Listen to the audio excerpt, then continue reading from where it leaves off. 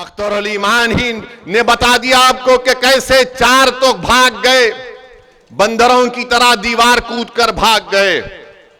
मैं उन चारों को कह रहा हूं कि आओ निकल कर आओ सीमांचल की सरजमीन पर और बोलो ओवैसी के बारे में तुम में दम है तो बताओ, बताओ आके तुम लोग।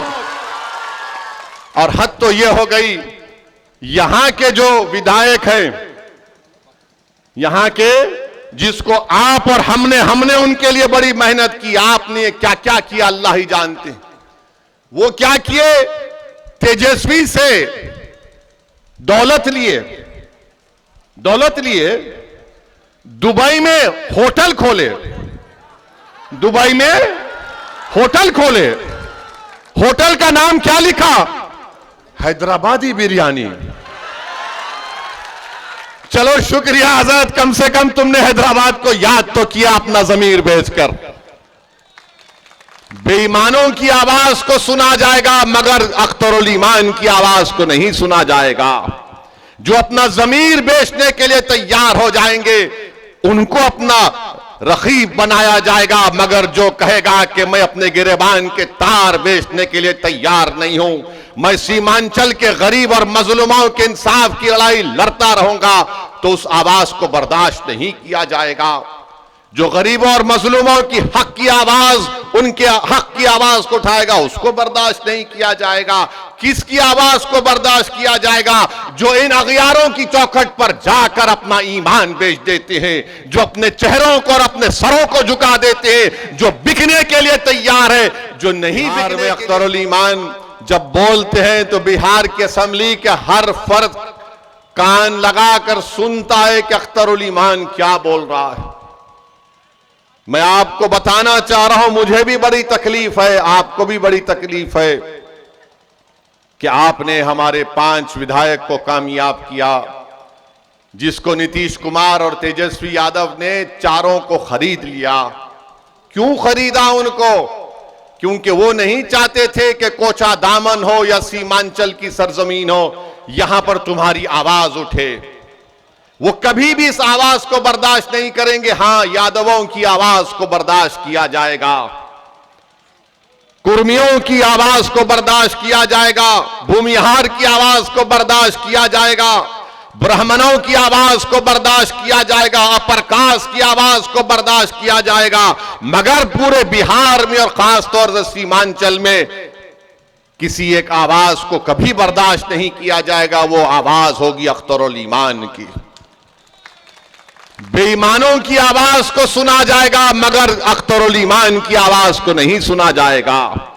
जो अपना जमीर बेचने के लिए तैयार हो जाएंगे उनको अपना रखीब बनाया जाएगा, मगर जो कहेगा कि मैं अपने गिरेबान के तार बेचने के लिए तैयार नहीं हूं, मैं सीमांचल के गरीब और मजलूमों के इंसाफ की लड़ाई लड़ता रहूंगा, तो उस आवाज को बर्दाश्त नहीं किया जाएगा। जो गरीबों और मजलूमों की हक की आवाज, उनके हक की आवाज को उठाएगा, उसको बर्दाश्त नहीं किया जाएगा। किसकी आवाज को बर्दाश्त किया जाएगा? जो इन अगियारों की चौखट पर जाकर अपना ईमान बेच देते हैं, जो अपने चेहरों को और अपने सरों को झुका देते हैं, जो बिकने के लिए तैयार है, जो नहीं बिकने के लिए तैयार है, उससे बड़ा इनको डर लगता है कि कौन है ये लोग। आज आपने देख लिया कि हमारे 4 विधायकों को इन्होंने खरीद लिया, इन बेईमानों को। मगर मैंने कहा था कि तेजस्वी, अल्लाह का इंसाफ जरूर होकर रहेगा। तुमने हमारे 4 को खरीदा, अल्लाह ने तुम्हारे को इख्तिदार की कुर्सी से निकाल कर फेंक दिया। और याद रखो, लालू यादव और तेजस्वी यादव, तुम जितने नंबर एमएलए के लाए हो ना, आप जिंदगी में कभी इंशाअल्लाह उतना नंबर नहीं लाओगे। तुम नहीं लाओगे, क्योंकि तुम धोखे की सियासत करते हो। तुम में, मोदी में, नीतीश कुमार में कोई फर्क नहीं। मोदी, तेजस्वी और नीतीश कुमार एक है, इनकी सोच एक है, इनके काम करने का तरीका भी एक है। जैसा कोई पिक्चर में आप देखते हैं कि डबल रोल, अब तो ट्रिपल रोल हो रहा है। 3 मिलकर एक ही आवाज में बोलते हैं, और वो आवाज क्या है कि सीमांचल से कोई तुम्हारी आवाज ना उठे। अख्तरुल ईमान की आवाज ना उठे, हां बेईमानों को बर्दाश्त किया जाएगा। मेरे भाई बताइए आप कैसे इंसाफ होगा फिर? भारत की राजनीति में कानून कहां बनाए जाते हैं? कानून बनाए जाते हैं विधानसभा में या फिर भारत की सबसे बड़ी पंचायत लोकसभा में। अगर वहां पर तुम्हारी आवाज नहीं होगी तो कौन होगा? आज आपने देखा कि लोकसभा के इस आखिरी सेशन में मैंने पार्लियामेंट में उठकर कहा, अगर आप मेरी बात से मुत्तफिक हैं तो मेरी बात बोलने के बाद आप नारा लगाकर बता दीजिए कि सच है या नहीं। मैंने कहा था कि भारत में आज जो मुसलमान है वो अपने आप को इस तरह महसूस करता है जिस जमाने में हिटलर की हुकूमत थी, उस जमाने में यहूदी अपने आप को गैर महफूज समझते हैं। बताओ क्या मैंने झूठ कहा या सच कहा? बताओ मेरे भाई, यही तो चीज है। हुकूमत के सामने सच्चाई को बयान करना, उनको बताना कि ये हम सोच है, ये तकलीफ हमको हो रही है। मेरे अजीज दोस्तों और बुजुर्गों, मैं आपसे अपील कर रहा हूं कि चाहे सीमांचल हो या भारत हो, अपनी मस्जिदों को आबाद रखो। याद रखो, अपनी मस्जिदों को आबाद रखो। अपनी मस्जिदों को हमको हुक्म दिया गया, अल्लाह ने हमसे कहा गया कि अल्लाह के घर को वही लोग आबाद रखते हैं जो ईमान वाले हैं, जो किसी से नहीं डरते सिवाय अल्लाह के और जो आखिरत पर भरोसा करते। तो अपनी मस्जिदों को आबाद रखो, चाहे तुम किसी मसलक के हो, मस्जिद तो अल्लाह की है ना। अपने मस्जिदों को आबाद रखो। 600 साल की मस्जिद मेहरौली की, उसको शहीद कर दिया गया बगैर कोई नोटिस दिए। कोई नहीं बोला। ये पूछना था इनसे, आप जिसको आपने अपना वोट दिया था, किसने मेहरौली की मस्जिद की बात की? असदुद्दीन ओवैसी ने, मजलिस इत्तेहादुल मुस्लिमीन ने बात की। किसने कहा कि जो कोर्ट का फैसला आया वो गलत है? असदुद्दीन ओवैसी ने कहा। जब कर्नाटका में हमारे बच्चियों से हिजाब छीन लिया गया, किसने कहा? मजलिस ने कहा। बताओ, जब सब मजलिस करती है और कहती है तो ये लोग बोलते नहीं ये मिले हुए हैं। अरे भाई, हम कहां मिले हुए हैं? तुम मिले हुए हो। तुमने नीतीश कुमार का साथ दिया तो आज बीजेपी सत्ता में है बिहार में। मैंने नीतीश कुमार को मुख्यमंत्री नहीं बनाया, तेजस्वी और लालू ने बनाया, और आज नीतीश कुमार मोदी के गोद में बैठकर चाय पी रहे हैं। बताइए इसका जिम्मेदार कौन है? कभी आप सोचो कि आपने वोट दिया था इनको। गठबंधन गठबंधन, मैंने आपसे कहा था कि देखो नीतीश कुमार, ये लोग बीजेपी को एक दिन सत्ता में लेकर आएंगे। मैं बार बार आपसे कहता रहा, मगर आपके दिलो दिमाग पर गठबंधन का एक जादू छाया हुआ था। नहीं ओवैसी साहब, गठबंधन, मैंने कहा यह गठबंधन नहीं है, यह दोबारा सत्ता दे देगा बिहार में आरएसएस को, बीजेपी को। बताओ अब कौन जिम्मेदार है? मेरी शिकायत आपसे है, मेरी शिकायत तेजस्वी, नीतीश, मोदी से नहीं है। मैं आपको अपना समझकर, अपना बेटा समझकर, अपना भाई समझकर, अगर मैं गलत कह रहा हूं तो मुझे माफ कर दो। मैं आपसे शिकायत करने आया हूं। मैं कहां पर शिकायत करूंगा? मैं किसके सामने जाकर अपनी बात को करूंगा? मैं तो तुम्हारे घर पे आऊंगा ना। तुम्हारा घर मेरा घर है, तुम्हारा घर अकेला तुम्हारा घर नहीं है। इसलिए मैं बड़े फख्र से कहता हूं कि सीमांचल का हर घर असदुद्दीन ओवैसी का घर है। सीमांचल के हर नौजवानों के ख्वाब को पूरा करना अख्तरुल ईमान और हमारी जिम्मेदारी है। इसीलिए मैं अपनी शिकायत तुम्हारे सामने रख रहा हूं। सोचो मेरी इन बातों को, अगर इसमें सच्चाई है तो हमारा साथ दो। अगर तुम समझते हो ये झूठ बोल रहा है तो ठीक है। मैं जो कुछ कह रहा हूं मेरा रब जानता है कि मेरी नीयत क्या है। अरे हम इलेक्शन लड़ते हैं तो वोट काटने के लिए लड़ते हैं।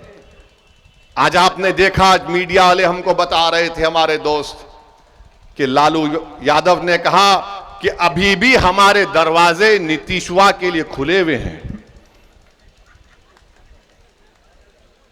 लालू ने कहा कि नीतीश के लिए हमारे दरवाजे खुले। लालू जी, पूरा घर ही दे दीजिए, नीतीश को बचा क्या है अब? हमारे घर के, आपका घर कहां रहा लालू जी? आप तो पूरा घर दे दिए। उस घर में अब नीतीश और मोदी बैठकर चाय पी रहे हैं। नहीं, नीतीश के लिए हमारे दरवाजे खुले हैं, अख्तरुल ईमान के लिए घर के दरवाजे बंद हैं, क्योंकि अख्तरुल ईमान सच्चाई को बयान करता है। आप बताइए किस तरह आपके वोट का गलत इस्तेमाल किया गया। अगर मजलिस इत्तेहादुल मुस्लिमीन के बिहार के विधानसभा में 5 की जगह अगर 12 विधायक जीत कर जाते तो मोदी हुकूमत नहीं करता बिहार में। अब के बार वो गलती मत करिए, 10 से 12 विधायक हमारे कामयाब करिए। पल्ला आपके साथ होगा, आप जिसको बोलेंगे मुख्यमंत्री रहेगा, जिसको आप बनाना चाहेंगे वो बनाएगा। मगर आपने बरसों इनका साथ दिया। अरे कितने साल, कितने 12-14 साल राजद की सरकार अख्तर भाई, 15 साल, 15 साल, और नीतीश कुमार पलटू मास्टर, इनके कितने 17 साल, 15 और 17 मिला दीजिए 27 साल, अब 32 साल हो गए। माफ करना, बिहारी मैथ्स में अच्छा होता है। 32 साल हो गए। 32 साल में तो 2-2 नस्ल तैयार हो जाती है, और बिहार में तो बच्चे जल्दी पैदा हो जाते हैं। ये बीजेपी वाले बोलते हैं 32 साल हो गए, उसके बावजूद भी हमारे जो सफों में जो ये लोग कमजोर लोग बैठे हुए हैं, जो अपना ईमान बेचकर बैठे। अरे 32 साल ही तो हुए ना, 100 साल कहां हुए? 32 साल में कितने घर बर्बाद हो गए। 32 साल में सीमांचल में कितनी जमीन कट गई। 32 साल में कितने किसान बर्बाद हो गए सीमांचल में। मगर हमारे दिमागों में बात बैठी हुई है, नहीं भाई सेकुलरिज्म को जिंदा रखना है। सेकुलरिज्म को तुम नहीं जिंदा रख सकते। ये सेकुलरिज्म को जिंदा रखने की बात हो रही है। सेकुलरिज्म जिंदा उस वक्त रहेगा जब तमाम लोग अपने आप को महफूज समझेंगे, चाहे दलित हो, मुसलमान हो, आदिवासी हो। सेकुलरिज्म की बात ये लोग अपने बेटे को मुख्यमंत्री बनाना चाहते हैं। लालू, मेरा बेटा मुख्यमंत्री बन जाए तो बिहार का कल्याण हो जाए, मेरा बेटा मुख्यमंत्री की कुर्सी पर बैठ जाए तो सबका टन टनाटन फायदा हो जाएगा। मेरे भाई, ये कब तक खानदान और पानदान की राजनीति चलती रहेगी, ये आपको फैसला करना है। अख्तरुल ईमान का आपने हमेशा साथ दिया। अख्तरुल ईमान ही ने बता दिया आपको कि कैसे 4 तो भाग गए, बंदरों की तरह दीवार कूदकर भाग गए। मैं उन 4 को कह रहा हूं कि आओ, निकल कर आओ सीमांचल की सरजमीन पर और बोलो ओवैसी के बारे में तुम में दम है तो बताओ, बताओ आके तुम लोग। और हद तो यह हो गई, यहां के जो विधायक हैं, यहां के जिसको आप और हमने उनके लिए बड़ी मेहनत की, आपने क्या क्या किया अल्लाह ही जानते हैं। वो क्या किए, तेजस्वी से दौलत लिए, दुबई में होटल खोले, दुबई में होटल खोले। होटल का नाम क्या लिखा, हैदराबादी बिरयानी। चलो शुक्रिया आजाद, कम से कम तुमने हैदराबाद को याद तो किया अपना जमीर बेचकर। अब बताइए आप, ये कैसे लोग हैं। मगर हमारी तारीख गवाह है, करबला के मैदान में इमाम हुसैन को शहीद करने वाले गैर नहीं थे, मुसलमान थे। करबला के मैदान में इमाम हुसैन के साथ नमाज पढ़ते थे और नमाज के बाद आले रसूल पर तीर बरसाने वाले मुसलमान थे। टीपू सुल्तान को शहीद करने वाले गैर नहीं थे, मुसलमान थे। सिराजुद्दौला को नुकसान पहुंचाने वाले मुसलमान थे। तो हर दौर में यजीद, मीर जाफर और मीर सादिक रहेंगे, मगर हमको उनसे सबक हासिल करना है। मेरे भाई, अब की बार हम इन गद्दारों से दोबारा नहीं डसे जाएंगे इंशाअल्लाह ताला।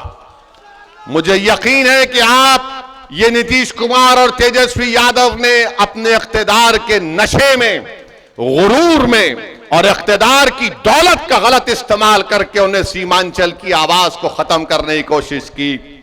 मैं नीतीश कुमार, तेजस्वी यादव को, नरेंद्र मोदी को कहना चाहूंगा कि तुम जमीर फरोशों को खरीद सकते हो, तुम अपने इख्तिदार और दौलत की बुनियाद पर, मगर तुम सीमांचल की आवाज को कभी नहीं दबा पाओगे। सीमांचल की आवाज उठेगी इंशाअल्लाह ताला, सीमांचल की लड़ाई जारी रहेगी। मैं मर भी जाऊंगा, मैं खबर में, मेरी जिस्म गल जाएगा मट्टी में, मगर सीमांचल की आवाज गूंजती रहेगी इंशाअल्लाह ताला। ये हमारा मकसद है।